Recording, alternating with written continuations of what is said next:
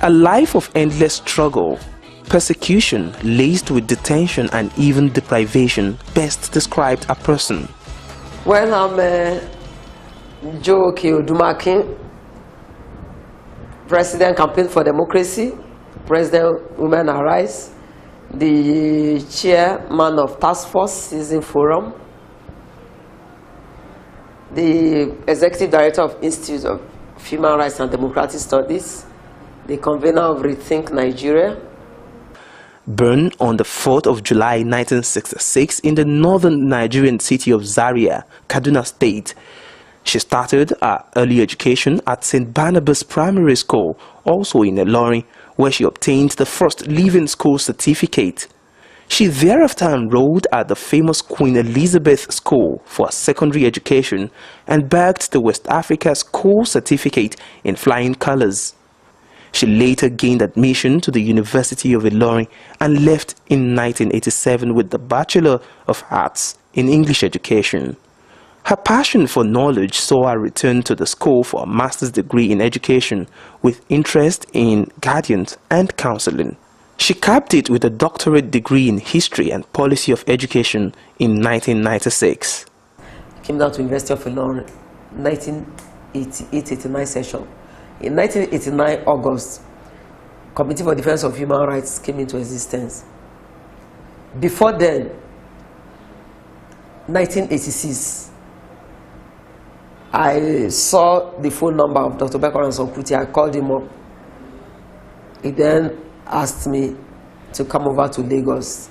So when I got to Lagos, 1986, he then was to go and see Chief Ganefa and me. And he had to call Chief to find out if he could come with me.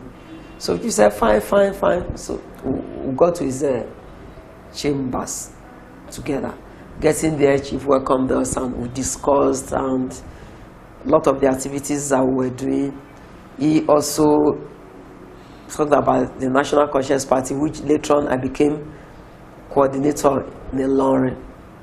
Nobel laureate Professor Wole Soyinka, speaking on her consistency and unwavering determination for the survival of democracy in Nigeria, described her as a tireless fighter whose frail bearing bellies an inner strength and resilience of purpose. Because one looks at individuals like Joe Odumakin, who've gone through so much and who have remained faithful to the cause. I've had the dubious pleasure of sharing tear gas with her.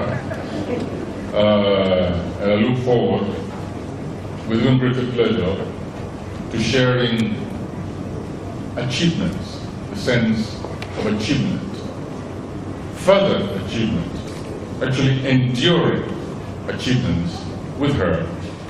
Paying tribute to Dr. Okei-Odumakin on her 45th birthday, former American ambassador to Nigeria, Walter Carrington, refers to her as the dynamo of the human rights struggle. Obviously unknown to her, her pathway to activism was cut early in life. Dr. Okei-Odumakin had quietly watched her parents settle communal disputes and give succor to women battered by their husbands as well as those in need.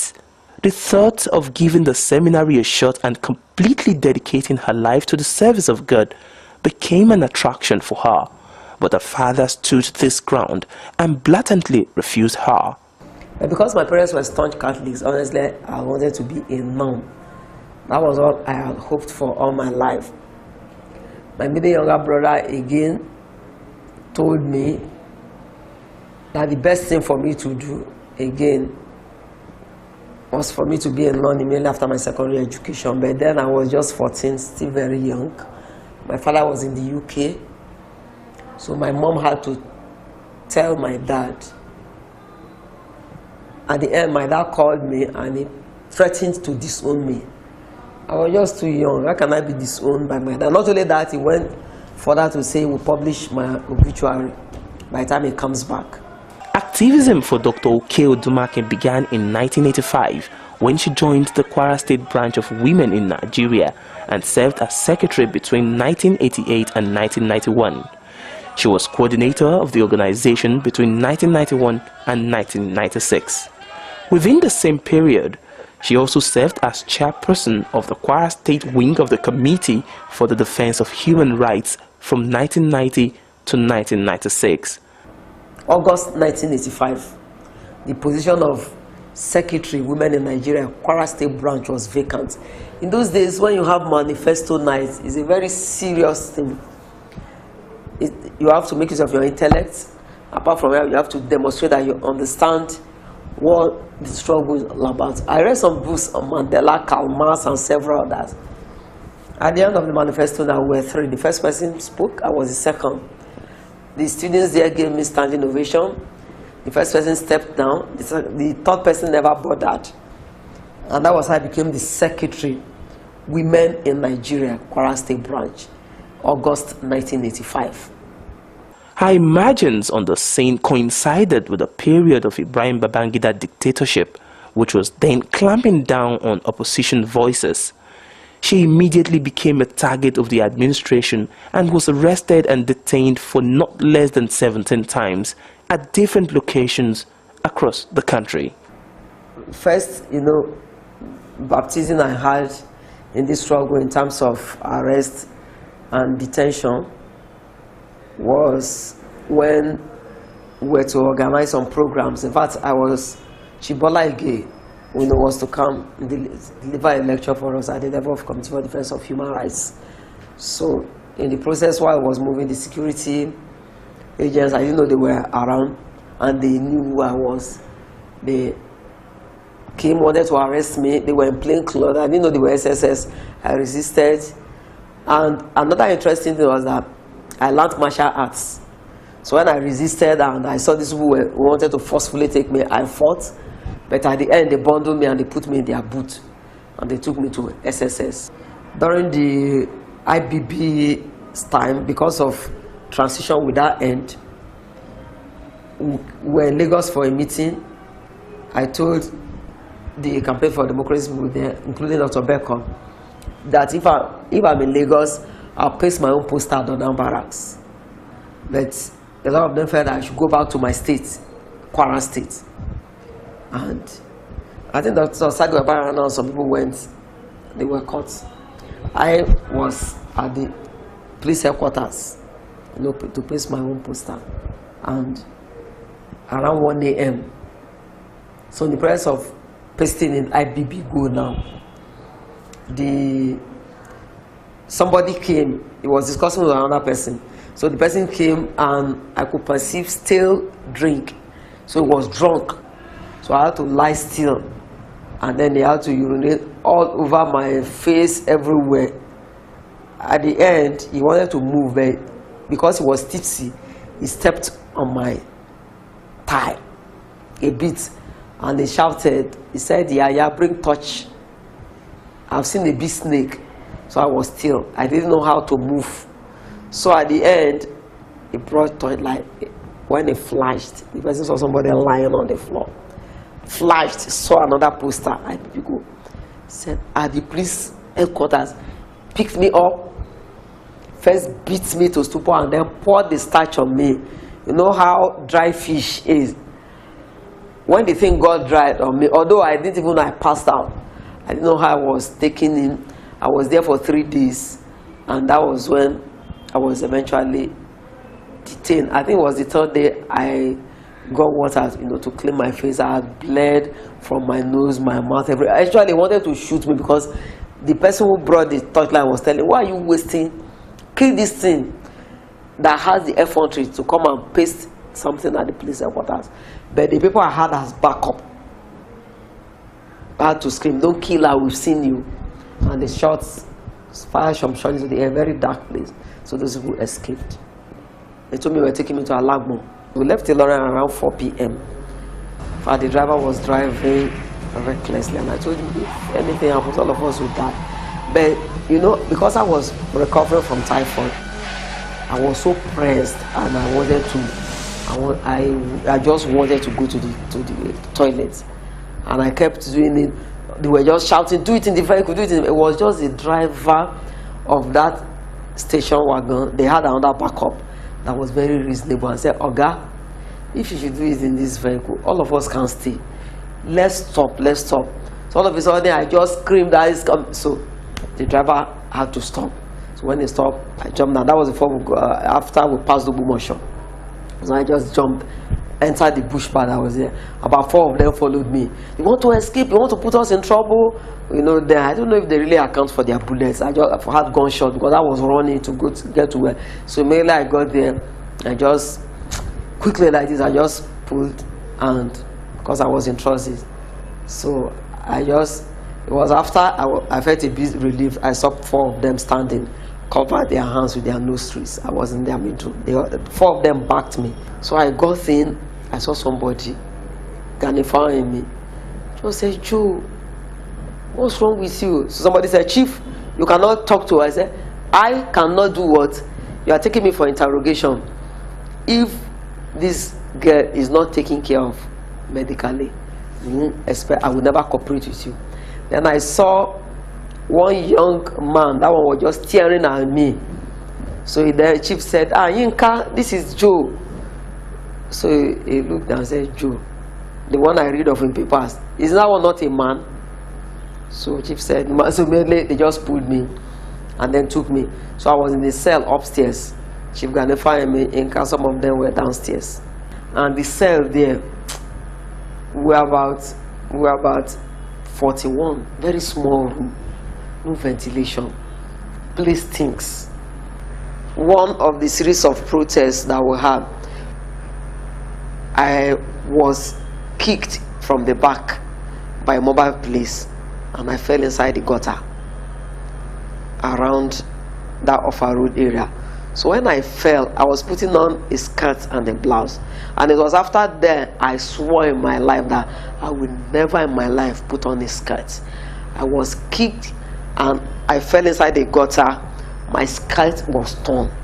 I was in one of the protests, July 7, 1994, where more than 200 were shot, were around the Kuruduru and everything.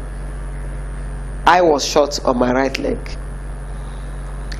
Because of the fact that some of us were declared wanted and how the whole thing, was done, I escaped. And then I was in hiding at Oyibo area. Somebody was called in and he removed the bullet locally, gave me some leaves, to treat it. So I was there. The third day, the security agents came, arrested me, and took me to Kirikiri. The experience did not dampen her spirit as she fought on and became the Assistant General Secretary of the late Dr. Beko Ransom Kuti-led Campaign for Democracy in 1994 at the behest of the battle against the annulment of the June 12, 1993 presidential election, adjudged the fairest and freest ever in Nigeria's history. When I was arrested and I was taken to Alagbon, where I saw Chief Ganifa me, I also met a comrade of us there in Okei-Odumakin, who I call comrade. And he was released before. Okay, we came at different. He was arrested and detained. My own was a different detention. So when he was released, he was still coming there, to check me. Although when I got out, I never took anything serious about the whole thing.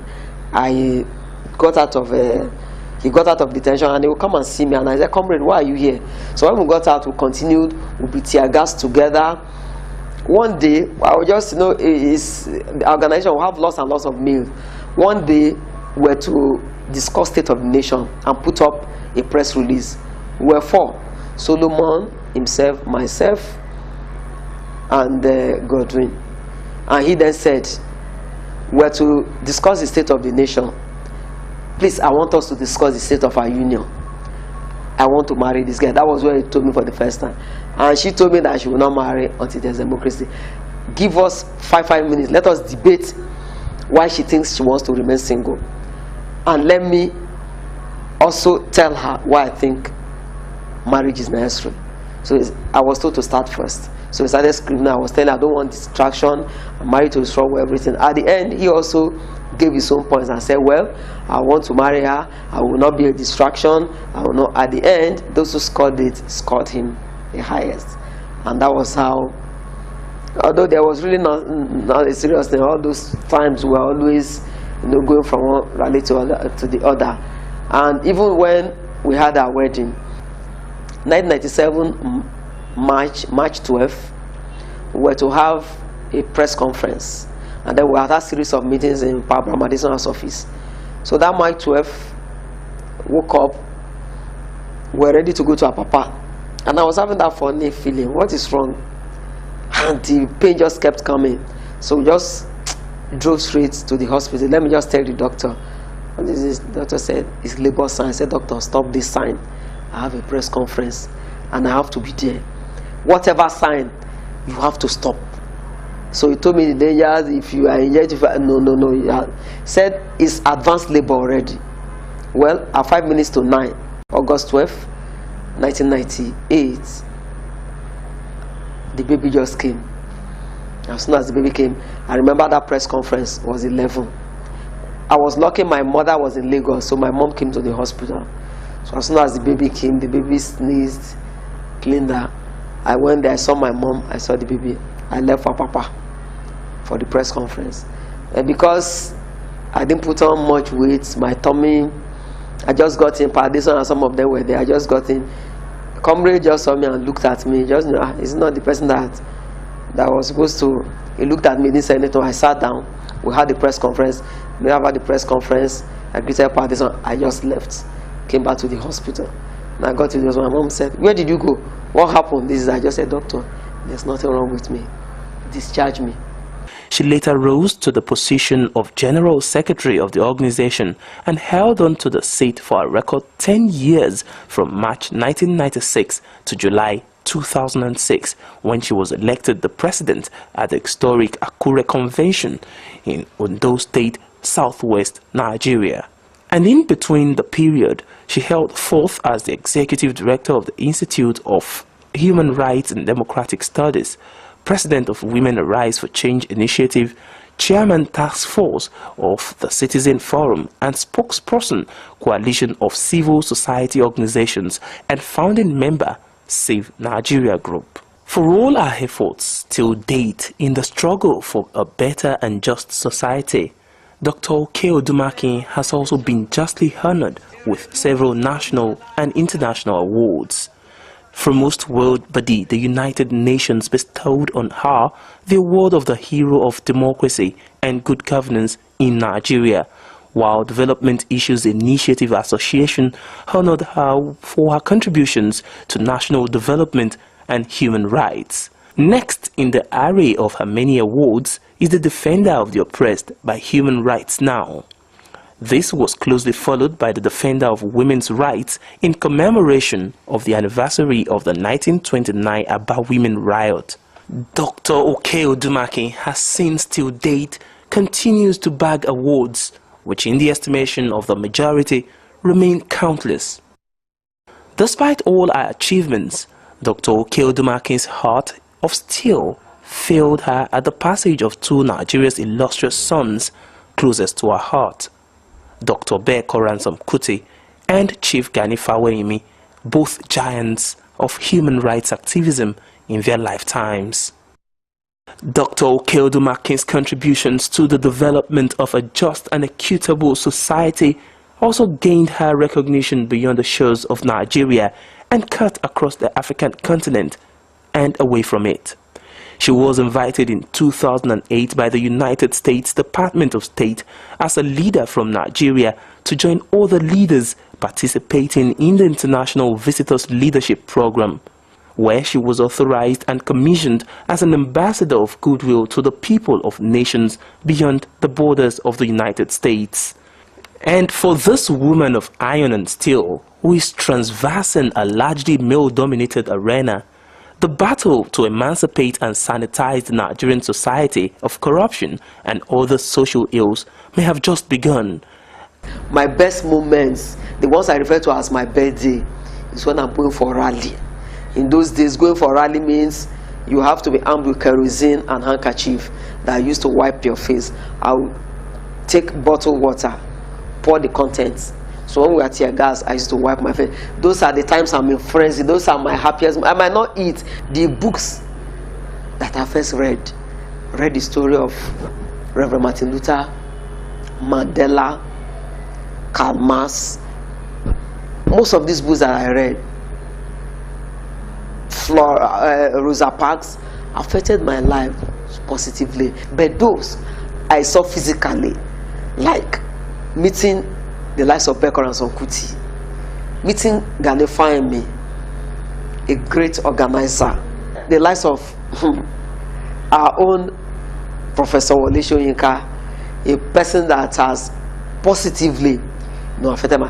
A Wole Soyinka, when he says yes, I'll be at a rally, it's yes, it's yes. I can never ever forget a Pastor Tunde Bakare, who every time when I want to talk, I refer to him as my leader, and there's a special way we salute each other. What would we say about Ambassador Walter Currency? That when I was to be arrested, I was at the embassy to see him. It was glaring I was to be arrested. He made sure that I did not step out. Comrade Gani Adams is one of the person that, he went through the hierarchy and eventually became one of the consistent people that will also have in the pro-democracy fold. Femi Falana is also one of those I can never forget. Shortly while I started the struggle in 1985, I said it that I was ready to die, and then my will was prepared. I only have books and mattress. And I said, if I die, take my mattress to the motherless home, give my books to them at the University of Ilorin Library. I truly appreciate your sacrifice, just as she appreciated the sacrifice of our heroes past, and we trust a generation will arise that will build on the sacrifices of leaders in the past who truly love this nation and will not let this nation go down the drain.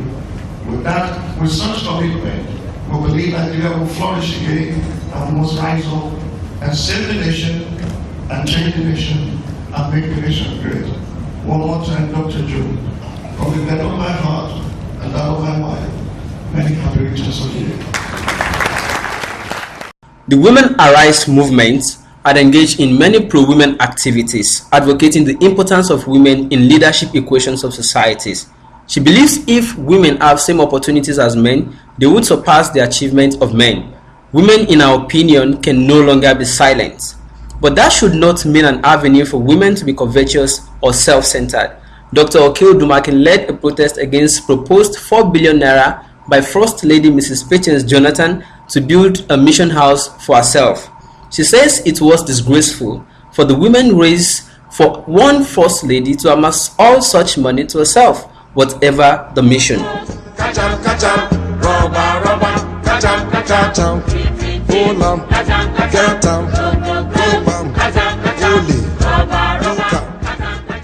A major demonstration, and perhaps the biggest she participated in, was the January 2012 mass rally against government's abrupt removal of fuel subsidy. The protest, which was widely participated in by often schizophrenic Nigerians who now defied their differences for the first time in the history of rights advocacy in the country, was tagged Occupy Nigeria Protest. They managed to confuse some of you. Yourself like to do like mumu. When you know say our country no good, you go to follow them like mugu. Like robots with them program, they put you for motion, then start you. Oh yeah, come on. Do as I say, not as I do, them go they chop, you go they look. Do as I say, not as I do, them go they chop, you go they look. Do as I say, not as I do, them go they chop, you go they look. Do as I say.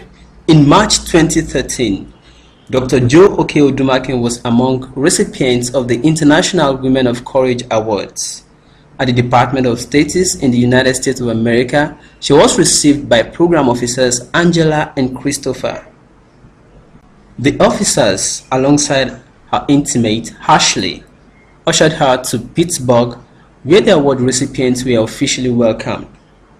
At the University of Pittsburgh Law School, the International Women of Courage Award recipients were received by the law school professors, Professor Deborah Brick, Professor Vivian Kuram, and Professor Ronald Brandt. Dean William Carter Jr. of the University of Pittsburgh Law School also gave special recognition to Dr. Joe Odumakin. The tour also included a dinner reception at the American National Press Club, where the Women of International Understanding AWIU held a special dinner award. While making her remarks at the dinner, participants were moved to tears as Dr. Odumakin relayed her Nigerian experience of the struggle for human rights observation. The president and vice at the Chatham University in Pittsburgh specially received Dr. Odumakin alongside co-recipients of Women of Courage Awards from Somalia and Afghanistan, Fatun Adan and Malalai Bahadur, respectively. Traveling, they say, is part of education. Dr. Odumakin's free time at the International Women of Courage Awards event was deployed into exploration of the San Francisco Bay Cruise. A luncheon at the Meridian International Center, Washington, for the honor recipients was opened by former governor of Michigan State, James Blanchard. The award presentation was at the United States Department of State. Ladies and gentlemen, please welcome the First Lady of the United States, Michelle Obama, the Secretary of State, John Kerry, Mrs. Teresa Heinz Kerry, and Undersecretary of State Wendy Sherman, accompanied by the 2013 International Women of Courage Award recipients.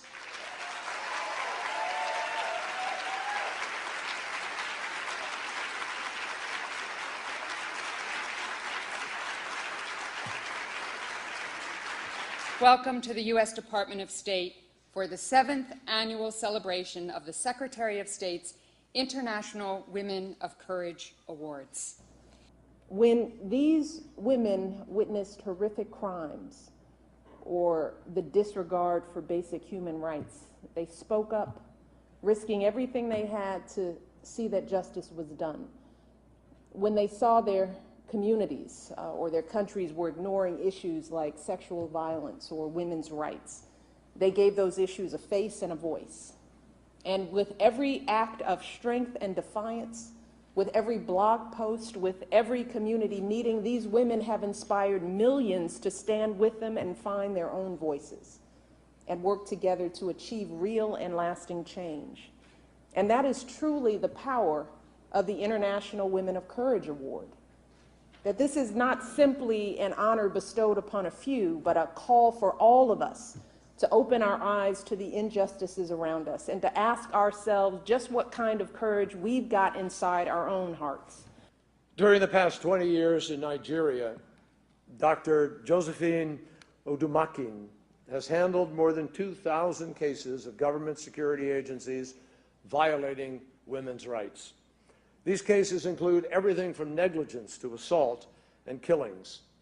As the president of the Campaign for Democracy, she has personally led almost every protest, march, lecture, and workshop to encourage the rule of law and democracy in Nigeria.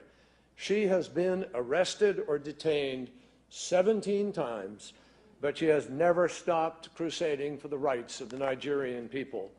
For exceptional courage, strength, and leadership in tirelessly advocating for human rights, social justice, and women's equality and advancement in Nigeria, Dr. Josephine Odumakin is a woman of courage.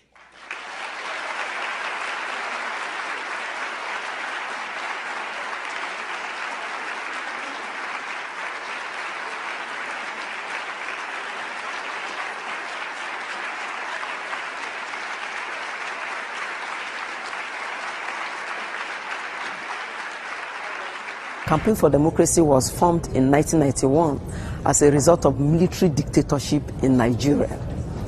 Military rule became an aberration, and when there's military incursion, there'll be suspension of the constitution. So 10 years ago, Women Arise for Change initiative was formed. The country where I come from, women mainly speak the same language, that is silence.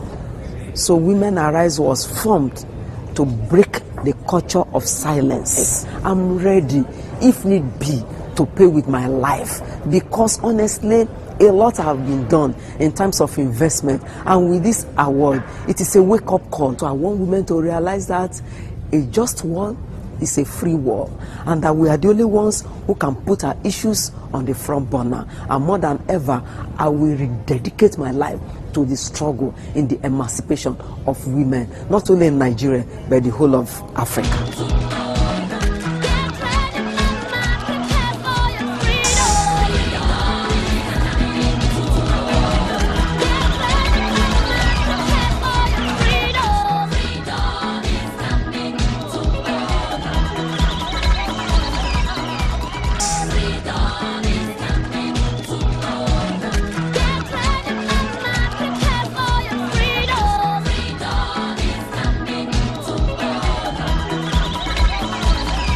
And as the popular saying goes, the struggle continues.